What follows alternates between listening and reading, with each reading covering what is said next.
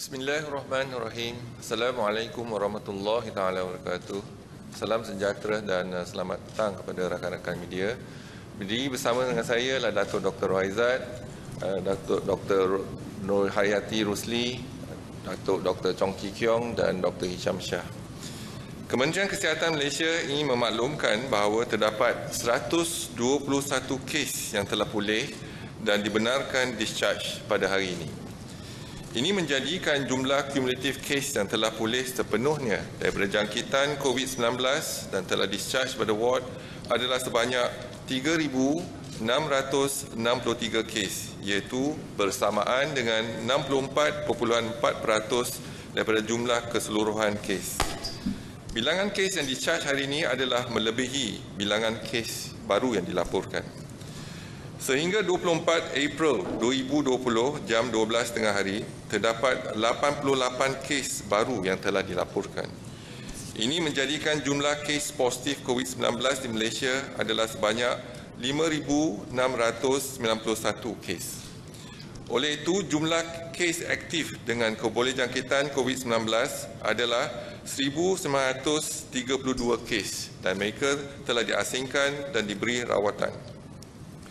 Daripada jumlah 88 kes baru yang dilaporkan, 13 adalah kes import daripada warga negara Malaysia yang pulang dari luar negara dan 75 adalah kes penularan tempatan. Sehingga kini seramai 41 kes positif COVID-19 sedang dirawat di unit rawatan rapi dan daripada jumlah tersebut, 18 kes memerlukan bantuan pernafasan. Daripada maklumat terkini yang dilaporkan kepada CPRC Kebangsaan, duka cita dimaklumkan bahawa terdapat pertambahan 1 kes kematian berkaitan dengan COVID-19. Justru jumlah kumulatif kes kematian COVID-19 di Malaysia adalah sebanyak 96 kes, iaitu bersamaan dengan 1.69% daripada jumlah keseluruhan kes. Kes kematian ke-96 iaitu kes 2,978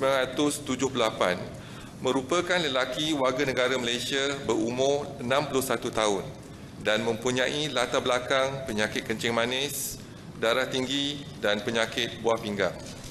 Beliau mempunyai sejarah kontak rapat dengan kes COVID-19 iaitu kes 1,345 yang mempunyai sejarah pulang pada negara Indonesia. Beliau telah dirawat di Hospital Sungai Buloh, Selangor pada 31 Mac 2020 dan disahkan meninggal dunia pada 24 April 2020 jam 2.29 pagi. Kementerian Kesihatan Malaysia mengucapkan takziah kepada ahli keluarga beliau.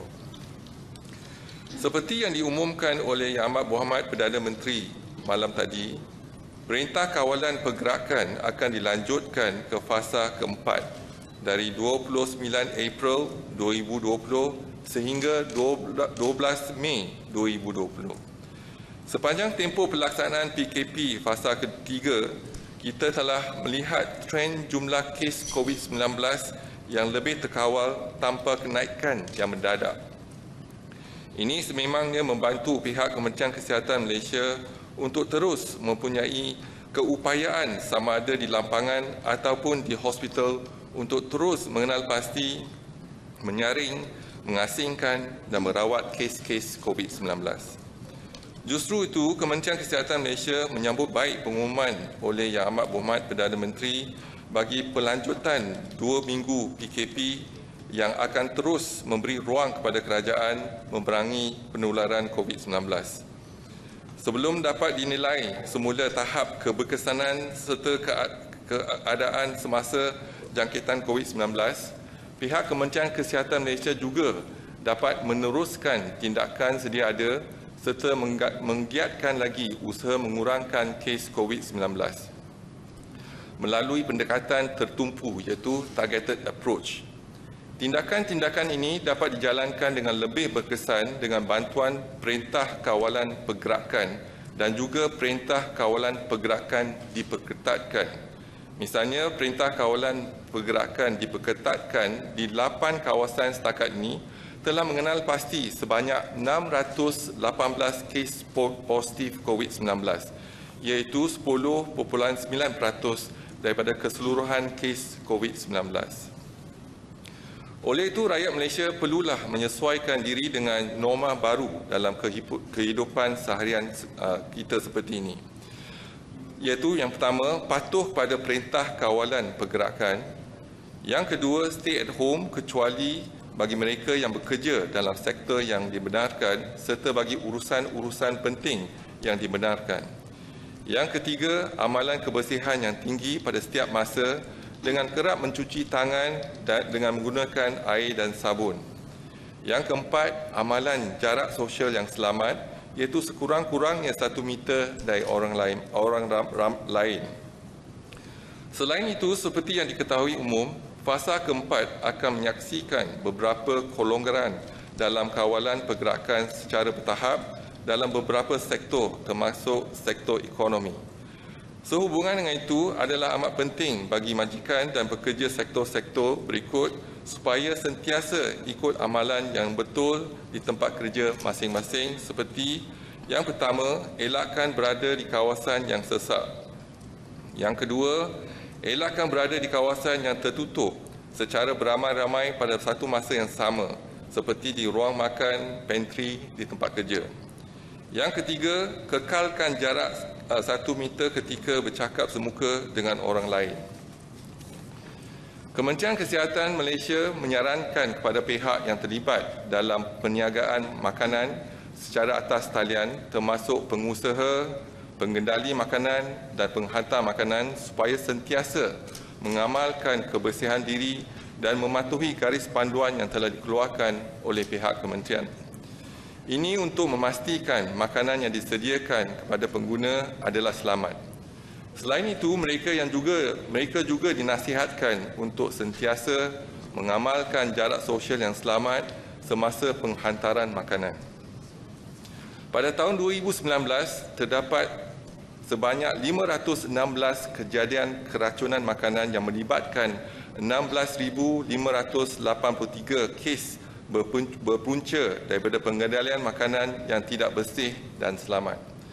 Daripada jumlah keseluruhan tersebut, sebanyak 34 kejadian keracunan makanan telah berlaku pada bulan Ramadan 2019 yang melibatkan 1,032 kes. Sehubungan dengan itu, orang ramai hendaklah sentiasa memastikan keselamatan makanan semasa membeli ataupun menyediakan makanan untuk diri dan ahli keluarga. Kementerian Kesihatan akan terus memantau perkembangan kejadian COVID-19 melalui segala maklumat yang diperolehi dan akan dimaklumkan kepada rakyat daripada masa ke semasa. Seterusnya ingin dimaklumkan maklumat PKPD COVID-19 di Malaysia sehingga 24 April 2020, iaitu lokaliti Menara Plaza City 1. Sampel yang diambil ialah 1,986 setakat ini dan tiada pertambahan kes pada hari ini dan jumlah kes kekal 51 dengan 1 kematian. Lokaliti Selangor Mansion, sampel yang diambil adalah 970, ada pertambahan 39 kes menjadikan jumlah kes positif 146. Untuk lokaliti Malayan Mansion, sampel yang diambil adalah 745, tiada pertambahan kes positif dan jumlah kekal 4 kes. Lain-lain lokaliti sekitar Masjid India, sampel yang telah diambil adalah 1,188, tiada kes baru dan jumlah kes positif kekal 3 kes. Seterusnya, lokaliti Bandar Baru Ibrahim Majid, sampel yang telah diambil adalah 2,771 dan tiada kes positif yang baru, kekal jumlah kes positif 183. Lain-lain lokaliti di luar Bandar Baru Ibrahim Majid, sampel yang diambil ialah 2,532, tiada kes positif yang baru, jumlah kes kekal 39. Lokaliti Kampung Sungai Lui, sampel diambil ialah 518, ada pertambahan 15 kes positif, menjadikan jumlah kes positif 156. Pusat Bandar Utara dan sekitar Pasar Borong Kuala Lumpur, sampel yang telah diambil ialah 11,246, ada pertambahan 8 kes iaitu menjadikan jumlah kes positif ialah 36 dan melibatkan 1 kematian.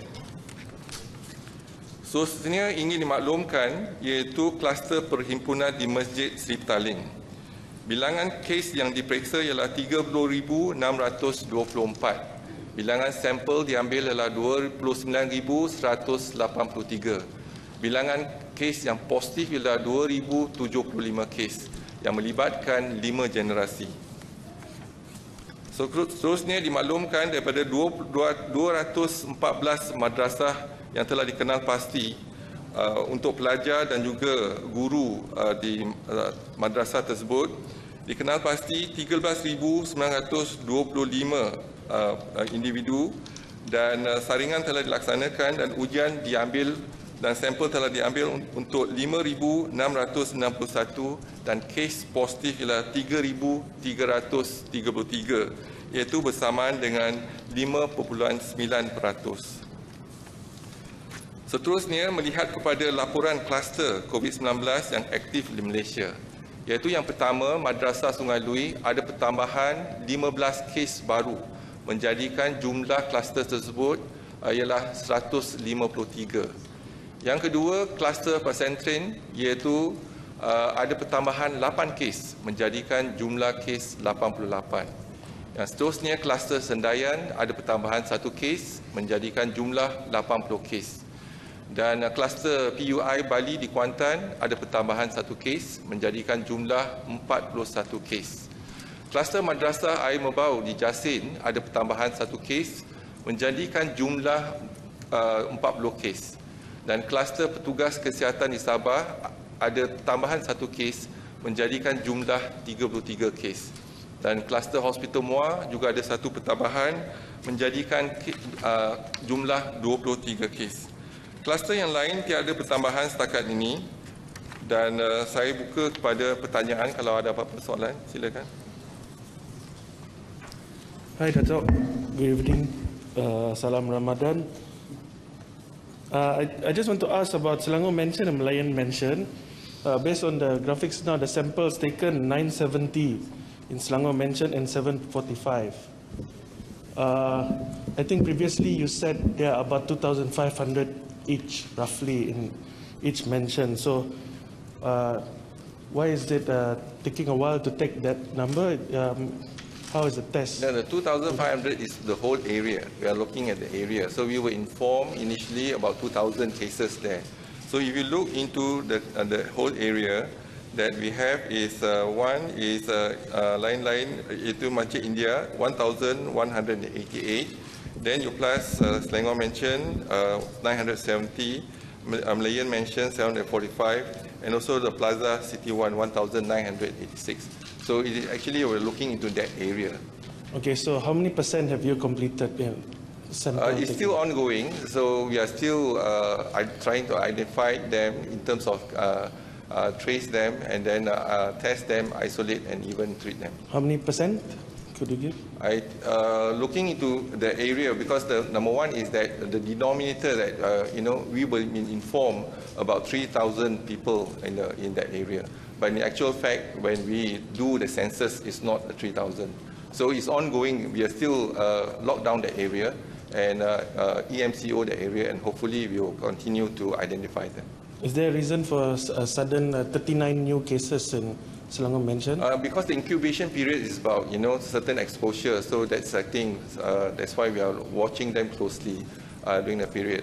So it can be within the period of 14 days. So the situation there is... the situation there is under control. Okay. Thank you. Excuse me, I have a question. Malaysia has experienced a peak on 6 April. Is that possible to happen a second peak? So I hope to know what's the detail in consideration for the prolong of the MCO. Yeah. Thank you. So looking into the modeling that we have and various modeling has been done, so we realized that we look into our data on the 3rd of April, we have 217 cases. That was the peak then. And then we were expecting a peak on the 14th of April. So much so the prediction was 6,300, but we did not see a peak. So which means perhaps we have actually the MCO 1 and 2 have actually flattened the peak. And we realize now we are on a recovery phase, not at a peak phase. So we hope that we can continue our momentum and make sure that we can control the cases and reduce the cases from time to time. So nonetheless, it's not impossible to have an exponential surge if we let our guards down. So it's important for us to make sure that we continue to follow what we have done in MCO 1, 2, and currently 3. So definitely we are seeing signs of success of MCO 1, 2, and 3. So we managed to control, flatten the curve, and also control the cases. Yeah, thank you. My second question is, Chinese medical team is here now, and what the topic you discussed with them, and how are the discussions? I think it's very interesting to discuss with them because this is a new coronavirus, and experience in terms of coronavirus, we do not have the experience, and many countries similarly do not have the same experience. But because they have a few months ahead of us, at least 2 months ahead of us, and we share the experience, and certainly we learn a lot, and we can see our action plan, our strategic planning certainly helps us in terms of in line with what they have done. So there are a lot of things that we have discussed from the public health, from the lab, for example, the identification of the virus, as well as the whole genomic sequence, and etc.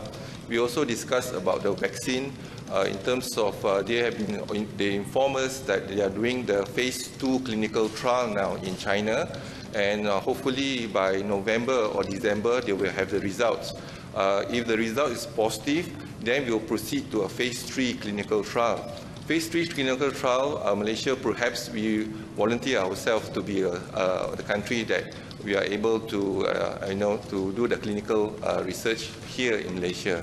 So, but nonetheless, we need to look into the results of the phase 2 clinical trial, probably in November or December. So there's a lot of discussion with regards to the usage of medicine. Medicine, for example, what we have discussed, what have we used, whether there's any impact or not, and also the side effect. But more importantly, in terms of the policy, I think that the policy and the action plan that we have almost in accordance to what they have done. So we are learning from them because they are ahead of us for 2 months. So I think this is a very good discussion between Malaysia and China, sharing the information. And this afternoon, we have a meeting with the Prime Minister, and this is where a lot of issues and challenges been discussed, and to align ourselves in terms of at least we know that what we are doing, we are in the right path. So we hope that by doing so, we will be able to achieve our results. Now we are seeing 2 digits. Probably we hope that in the next 1 or 2 weeks' time, we will continue to reduce the cases. But we should not let our guards down. Basically, if we do, then probably the cases can actually increase again. So I think this is important for us to come together, all parties, public and private, and the government, to make sure that we can work towards one goal. The only goal that we have is to reduce or end COVID transmission in our community. Hi, Dato'. Is there a figure of the toll of infections which can be used as an indicator to show that the curve has been flattened? And how long after achieving that can we consider lifting the MCO, and what are the factors to be considered before it is done? Thanks. Okay, when we look into the testing, for example, I was informed in Bandau for 110 million population, they are doing a testing about 30,000 testing a day. We are doing our capacity testing initially was 11,500. Now we have increased our capacity to 16,000. And yesterday, we managed to do 13,614 cases, sample a day. So which means that we are pushing our capacity to 16,000 385 from 43 labs that we have. So that's one. Second is that when we look into the capacity of the testing now, we are trying to optimize our testing. So we have two centers, is IMR. We are going to install the BGI. There is a Beijing Genome Institute automated testing. So that will give us an increase of 5,000 testing a day. And we are also going to install in Makmal Kesihatan Awam in Kota Kinabalu the BGI testing, automated testing, and that will give us another extra 1,000 testing in Sabah. So I think we are increasing the capacity of testing. What we are talking here about, we are addressing is RT-PCR. So this is a gold standard of us to diagnose COVID-19. If we were to look into our modeling, our Ministry of Health, our RO, that means R0, that is infectivity, before the MCO is about 3.55, which means one individual will infect 3.55%. But now, after the 14th of April, we have brought down the RO to less than 1, R0 to less than 1. And now it's certainly less than 1, and we are seeing the cases, the infectivity cases now. Now, if you were to look into our infectivity cases, infectivity cases ataupun keboleh jangkitan, today we have 1,932, less than 2,000. So we hope that the cumulative positive cases that we have, minus those discharged and minus the death, then we have the cases that is actually a positive cases, and all the 1,932, we admit them, we observe them in our hospital, and make sure that we can control the infection. And we continue to test them until they are negative, then only we discharge them. So this is the action of if you can actually trace, and then you confirm the cases. Once you confirm, you isolate them and you treat them. Then that shows that the infectivity of in the community is less than 1 now. But more importantly is that for us to continue to stay at home, if you do, that helps us in terms of to reduce the infectivity in our community. So that's where I think we are looking into today. That is actually the cases have been reduced to 2 digits, but we hope another week or 2 we will be able to reduce it further. So that is our intention, and hopefully by doing so we can actually perhaps control COVID infection in our hospital and in our community. Assalamualaikum Dato', Zana dari Berita Harian. Tadi dimaklumkan bahawa kita akan memasuki fasa keempat PKP dan ramai yang mungkin tertanya sama ada kita akan terus masuk kepada fasa berikutnya. Dan Datuk sebelumnya ada mengatakan 6 kriteria untuk menamatkan PKP. Jadi pada pandangan KKM ketika ini, adakah Malaysia boleh memenuhi semua kriteria ini dalam masa yang mungkin terdekat, ataupun kita sudah memenuhi sebahagian daripada kriteria ini, ataupun belum ada mana-mana kriteria lagi yang kita sudah penuhi sepenuhnya? Terima kasih. 6 kriteria iaitu pematuhan kepada 6 kriteria telah dikeluarkan oleh Pertubuhan Kesihatan Sedunia. Dan kita lihat yang 6 kriteria tersebut, ada separuh kita dah boleh laksanakan. Contohnya, yang pertama kita kena lihat penularan COVID-19 terkawal.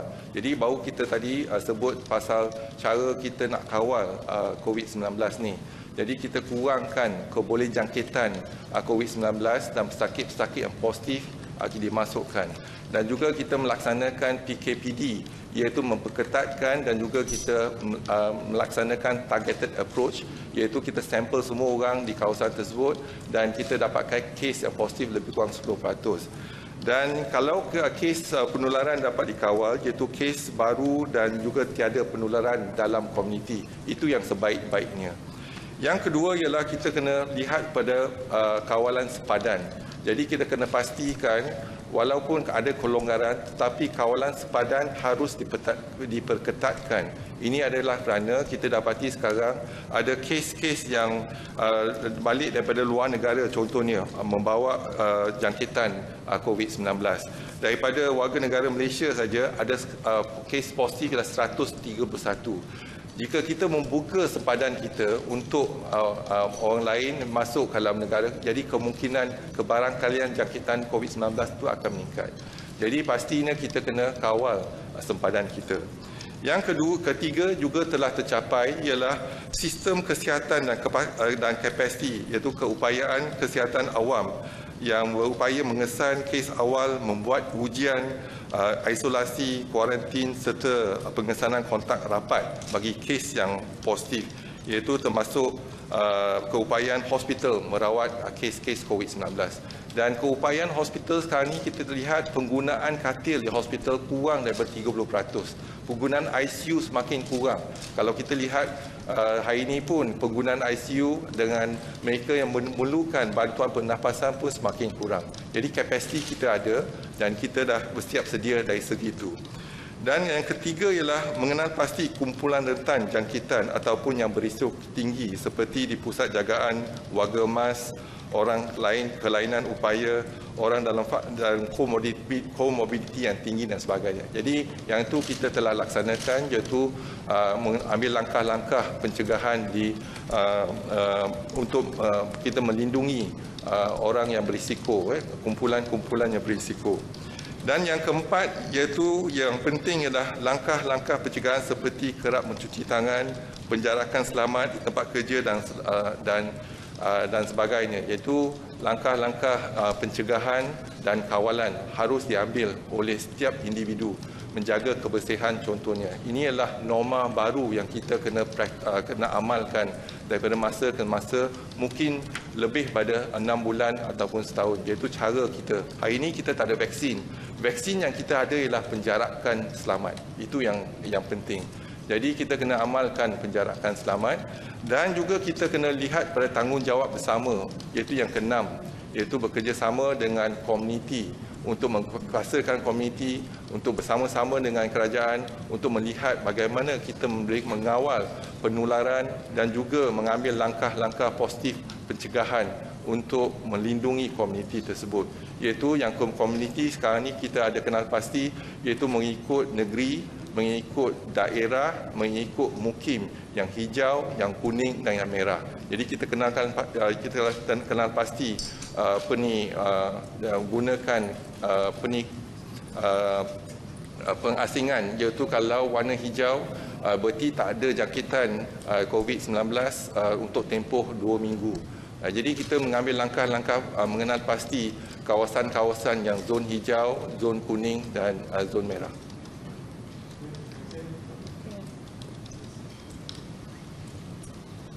Okey, terima kasih.